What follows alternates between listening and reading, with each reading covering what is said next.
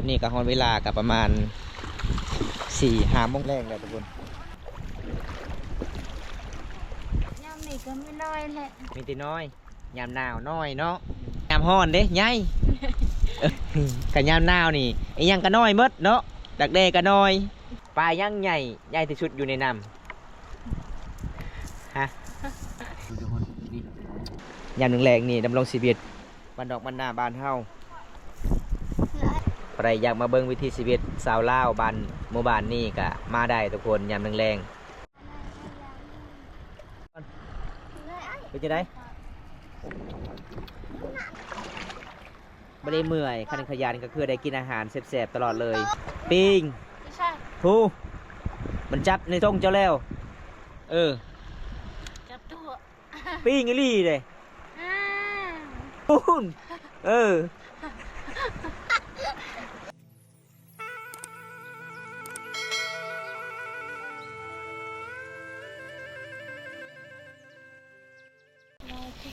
ลายคือกันบ่แต่ตักยาก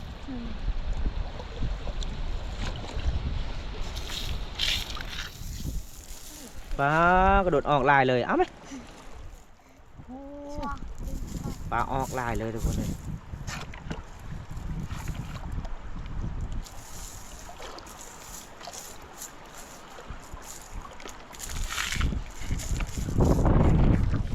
เป็นยังเอาดิเราจะสุกปิ้งย่างป่าคือมันออกมีแต่น้อยฮะ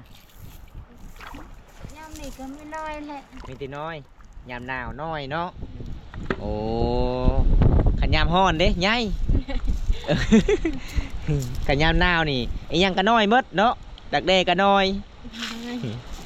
ขันยามฮ้อนนี่โอ้ใหญ่เลยทุกคนเลยปลายังใหญ่ที่สุดอยู่ในน้ำฮะ ยังอีกสุกยิ้มวันนี้อารมณ์ดีถ้าสุกมานปลาเบิ่งพี่น้องอารมณ์ดีนะทุกคนวันนี้หน้าตากะยิ้มตลอดเลยก็คือสุดก่อนไล่ลาปลานี่มีแต่อารมณ์บอดีได้แต่ปลา1 ตู้โอ้ยพี่น้องเอ้ย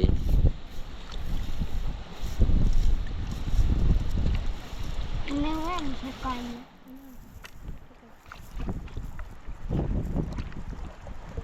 อื่นนะอันเนี้ยตาสะดุ้งขาดเบิด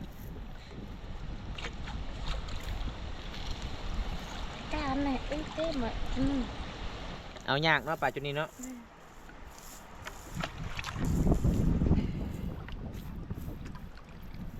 ตักกามเหาะเหยมตักกำมันยามาดูทุกคนนี่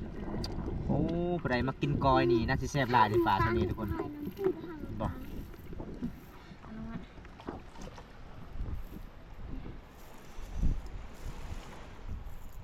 จูหัดไปหน่อยเนี่ยเลยก็กำลังเนี่ยปลาหันว่าให้กระเปียวยัดเลยเหมือนยันมาหน่อยนี่ฟังเย่บ้านเลยบ่ยังลายจับดีๆได้จะน้อยปลาขบมือเจ้า ปลาคอนี่ระวังในปลาคอมันครบเลยให้ปลาเมาบ่ให้ปลาวินหัวเนาะเห็นแบบนี้เนาะนี่เห็นบ่สูตรเพิ่นก็ไม่ธรรมดาสะดุงนี่ไปมันแล้วสะดุงนี่จะซื้อมาเท่าไรสะดุงเจ้าคือง่ามมาเลยสะดุงเจ้าเนี่ยฮะเฮ็ดเองเหรอวะจะซื้ออยู่ฮานคอยระเบิ้งแปลกสะดุงเจ้าน้อยๆเลยขัดยูฮานเขาเจ้าขายมีแต่สะดุงใหญ่ๆเลยเจ้าใส่ได้จักปีเลยสะดุงเจ้านี่สะสุงหลายปีแล้วโอ้แต่คอยน้อยแต่ยังน้อยโอ้แต่ละปีที่น้องหากินนี่ปีได้มันที่สุดมันเต็มขู่บ่เต็มบ่ขู่นี่บ่เต็มอยู่ตะกี้ปลายังลายเนาะมีแต่ปลาใหญ่มื้อนี้มีแต่ปลาน้อยๆก็ว่าสิฮอดหน้าหนาวเด้น้องก็เลยว่ามีก็มันปลาน้อยเลย โอ้ยำได้มันปลาใหญ่ ฮะ ยัง ยำแดดไปทุกคนเดี๋ยวไปทำการนี้พี่น้องน้องไปนี่ไวขนาดทุกคนมันสิลื่นหลายเด้อทุกคนเบิ่งพี่น้องเลยเห็นบ่ก้อนหินมันกระสีขี้เถาหลายก็เลยเฮากระสีไปไวมันก็บ่ได้ทุกคนเรียบร้อยเป็นยังไงประมาณบ่ มากัน เอาอันนี้กระม่านหนึ่งว่าอยู่ใส่กระม่านเอาเบิ้งหนึ่งกันพี่น้องเลยมีตีมานกับม่านมื้อนี้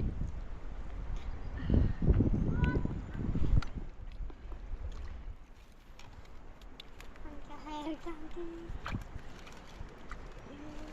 แต่ว่า ปลาอยู่บ่โอ้หมดเลยยังไล่ ไปเอาบ่ได้ ต้องหนึ่งตัวจะกี่ล่ะดิบ่เอ้ยมาไง ตัวมากาอากาเรือเต่า โอ้เบิ่งพี่น้องทางเพิ่นเขาเจ้าซ่อนปลาใหญ่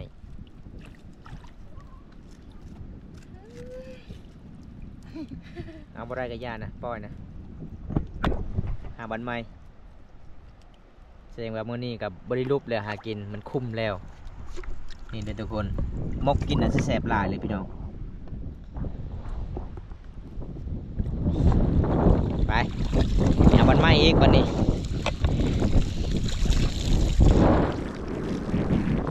อากาศมันเริ่มหนาวเลยทุกคนเริ่มหนาวเลยพี่น้องยามหนึ่งแรงตอนนี้ก็ฮอนเวลากับประมาณ4-5 โมงแรงแล้วทุกคน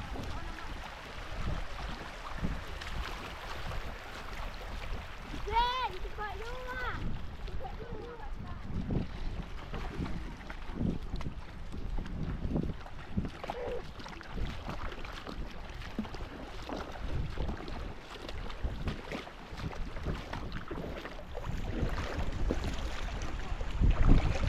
เป็นจังไดบัดนี่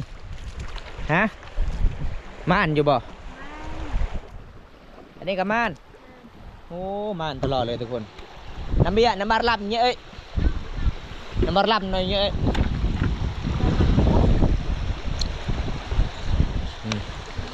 อีเมลของน้องเพื่อนกะรอทาเฮาทาวิทย์เฮาอีเมลเพื่อนกะสีไล่ลาคือกันนะทุกคนบ่ได้ไก่หากินแบบนี้พี่น้องหากินแบบโบราณนะทุกคนเลยอันนี้สะสุกว่าเพื่อนว่าม่านอีกแล้วหอบนี่ม่านแล้วม่านเลย จะไปไหน เบาเสียงดังก็บ่ได้โอ้แสดงว่ายิบโลดปากคอยนะ เอาทุกคนหยอกน้องก่อนน้องว่าเบาเสียงดังก็บ่ได้พี่น้องเอ้ยคันเบาเสียงดังกับยามพญานาคได้ยินบ่ฮะ ปลานี่ ปลากระโดดออกมาเลยเออแสดงว่าสะดุ้งเจ้าเดี๋ยวบ่มานจับอีหลีจับเอาซื่อๆกับมานปลาน่ะ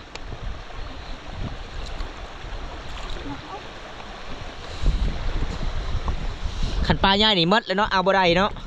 มันกระโดดเลยเด้กระโดดออกเลยปลาใหญ่อันนี้ปลาน้อยมันไข่เน่เอาไปแล้ว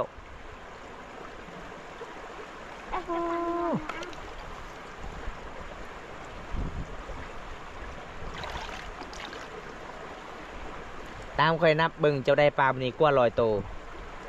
ไล่นี่ไล่ที่สุดเลยที่เฮาหาปลามื้อนี้แหละที่ไล่ที่สุดเจ้าได้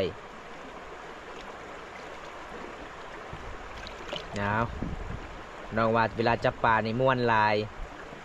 ส่งของน้องเสื้อของน้องก็สิหลุดแล้วบ่สนใจเลยมีแต่อยากจับปลาเด้อทุกคน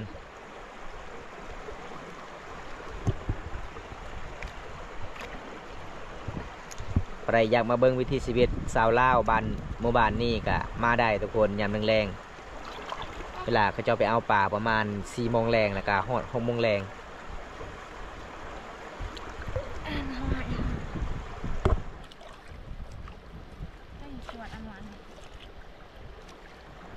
หมดแล้วเอาบ่ได้น้อย ไปย้ายไหมมาถึกแล้วเอาไปทุกคน ไอเมย์เพื่อนก็รอท่าไอเมย์เพื่อนก็จะเฮ็ดคือกันเลยทุกคนเลยเอากะยังอีกยังทรงไม้เบิดแล้วเด้อทุกคนเดี๋ยวเบิ่งนำกันพี่น้องโอ้ม่าน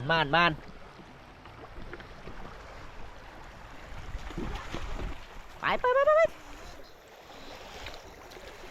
จะได้สุกจะได้หอบหนีม่านอยู่บ่เล่นปลาไล่บ่ ปลาทายมันออก มันเป็นจะตัวข่อยบ่ เบิ่งทาย โอ้เอาคันได้ปลาไล่กับแบงอีเมย์เพิ่นเน่ใช่แบบปลาไล่นะ ไล่ปลาไล่นะแต่มันเอาบ่ได้ เอาบ่ได้เห็นหอยก็เอาหอยเด้อสุกๆเอ้ยเจ้าจะปะได้หอยเด้อ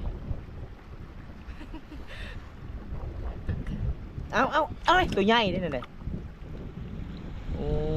มันกระโดดเบิดตัวใหญ่ไปเบิดแล้วมีแต่ตัวน้อยเอ้าเช็ดเกือบ เกือบเข้าในเชือเจ้าเห็นบ่ปลากระโดด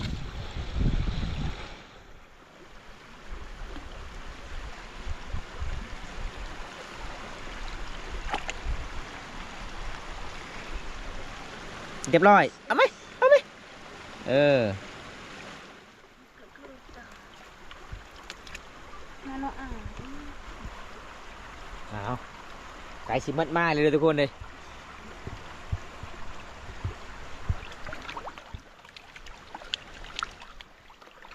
ตอนเช้าก็บ่ได้ไปเป็นลาป่าบ่ได้บ่มีตอนแรง ตอนเช้าก็ได้ โอ้ตอนเช้าก็ได้ตอนแรงก็ได้เนาะยำบ่ายบ่ได้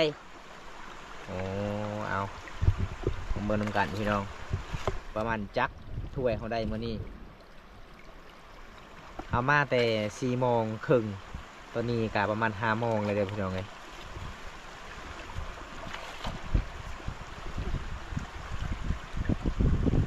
นวดไม่เยอะปลา จับเอาเลยป่าสุดยอดลาย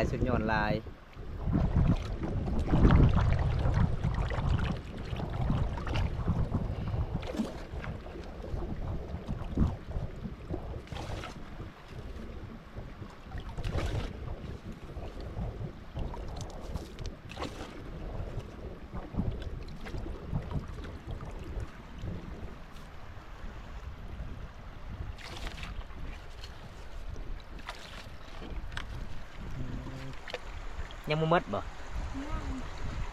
จับบ่ได้เนาะน้ำมันเลิกไปสิ มันเราไปล่าง ยัง3 อันเอาไป เยอะได้เป็นเลยเป็นอะไรยิงกระต่ายอีกที ยื้อเลยตัวไหนยื้อเลยจำประเด็นพวกกี้เนี่ยเอ้ยไปทุกคนมาลุ้นน้ำกันพี่น้องเลยเอ้ยอันนั้นบอกคักแล้วบริทิมไปฮู้มีแต่แล่นไปจับปลาดิ่งเดียวบอกคักบ่นี่แล้วมาอันนี้ปลากันมาจะเห็นบ่ ป้า ไอ้ยังเจ้าคือบริทิมมุง น้ำมันลุกเลย น้ำเลิกก็คือนี่กระโดดเบิดป่าเห็นบ่ ปลาชิโบขาวแล้วจะนุ่มน้อย นี่มานอยู่พี่น้อง เอ้ยเบิ่งตัวน้อยเนี่ยปลา เอ้าปลาใหญ่เลยไหมออกเลยบ่เสือกระสิลุด เอา เอ้า เอ้ยน้อยใหญ่มันตัวนี้เจ้าน้องคือฮะ เดี๋ยวเบิร์นน่ะกาลูกเอาหน่อย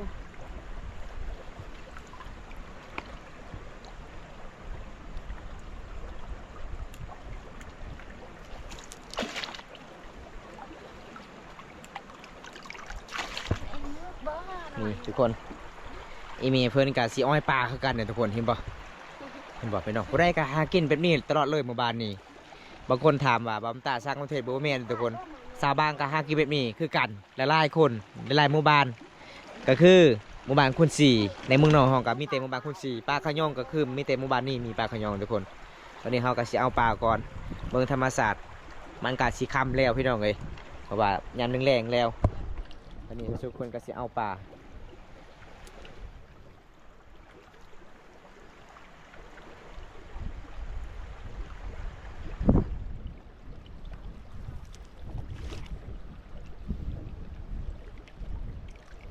ก้าเอ้ยเต็มหมดเลย มีแต่ปลาหน่อยเลยเนาะชุดนี้เนาะ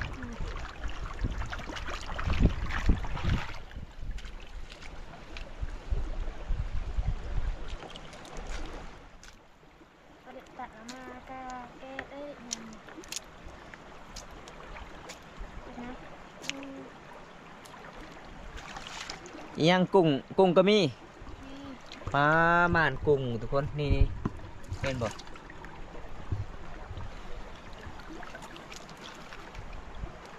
ันนี้คือตัวเอาไว้ตังเอามาปีเยอะๆ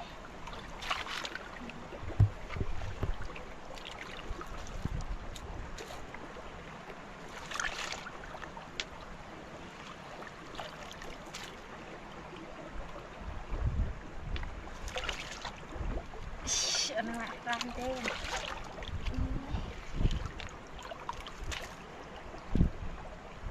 เยอะเลยจะกินเยอะเยอะเลยจะย่อยบุญยันในช่องเลยจะปัดเลยจะย่อยเยอะกันเลยนะจะบอกบุญยันเอาแม่จะเกาะยากเป็นไง ไปทุกคนมาดูนำกันพี่น้องเลยสิเริ่มเบิดแล้วก็คือตอนนี้อีเมลเพื่อนกับสีอ้อยป่าคือกันนี่เพื่อนกับสีเลาะอ้อยเฮากับสีไล่อ้อยสีไล่ป่าไปแม่นสีไล่อ้อยนี่ทุกคนอันนี้สุดๆเพื่อนกับสีจับป่าอีกคือเก่าบ่เห็นเลยบ่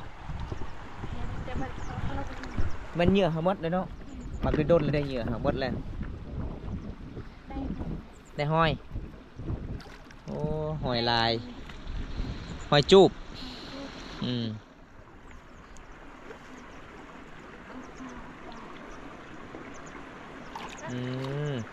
เอาเบิ่งพี่น้องอีเมของน้องคนนี้ก็สิไล่ปลาคือกันบ่ได้ก็อยากกินนะปลาละอย่างหนึงแรงบ่ได้มากินก่อยนะนักสิได้กินก่อยอยู่พี่น้องลายอยู่ทุกคนเลยเห็นบ่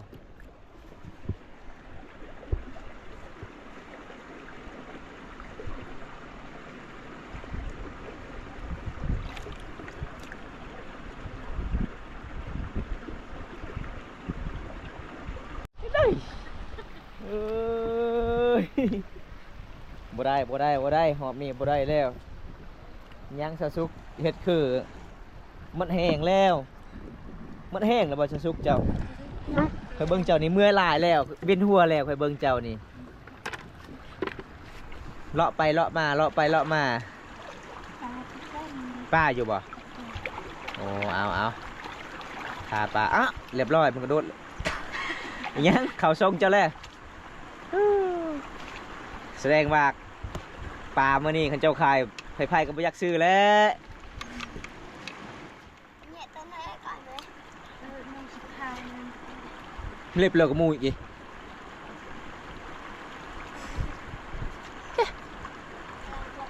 แล้วกูไหวกี่ตัวอะลูกกินไปมาลูกอ่ะแกก็ละมาแล้วกูไหวไม่ผู้ปีใหญ่หลานไข่ละ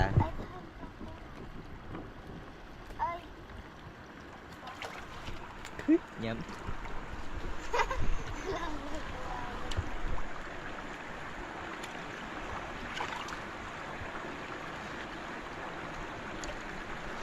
ยัง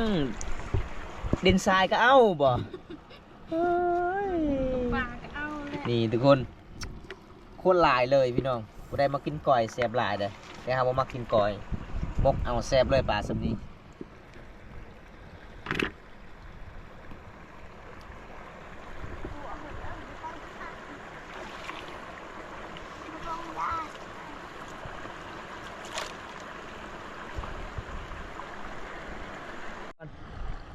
ไปจะได้โอ้แห้งคำแห้งมาเนี่ยทุกคน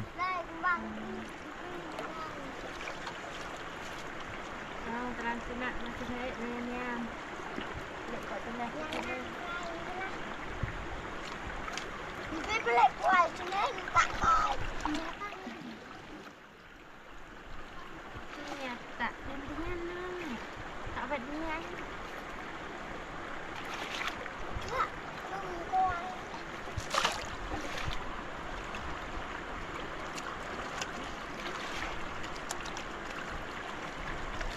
ให้กอดเจ็บไม่ว่าไงแหละก็ว่าให้โต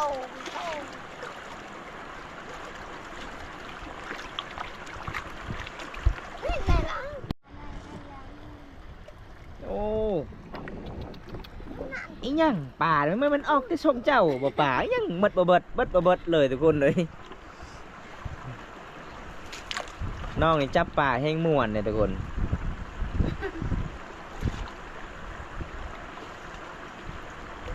เห็นบ่ มาถึงไปนะอยู่ ถึกตลอดเลย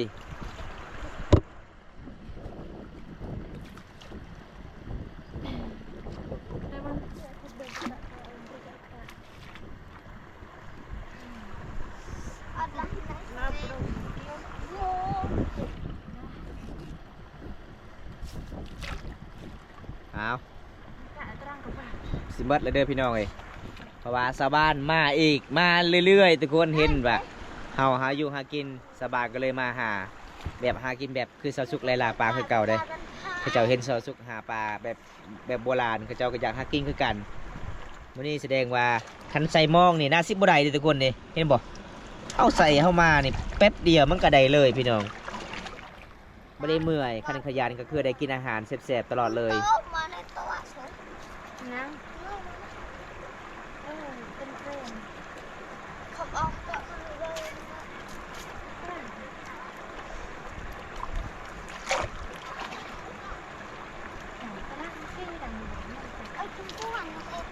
ปลา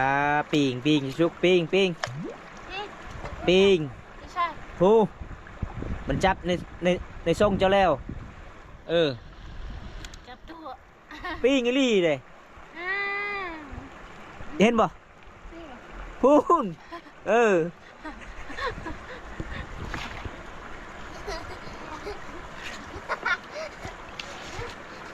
เห็นแล้วบ่ปิงนะ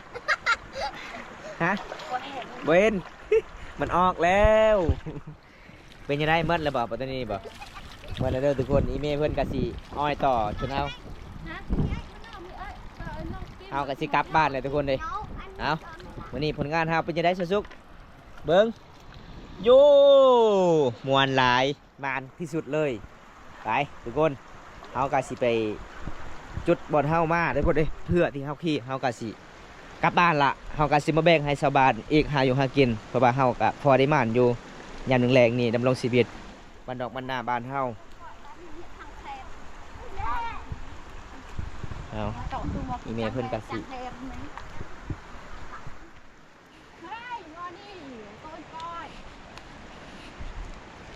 อันนี้ผู้สาวเขาเจ้าก็ไปหาปลาคือกันนะทุกคนเห็นบ่เขาเจ้าก็ไปลาปลาคือกันพี่น้องบรรยากาศยิ้มแดงทุกคน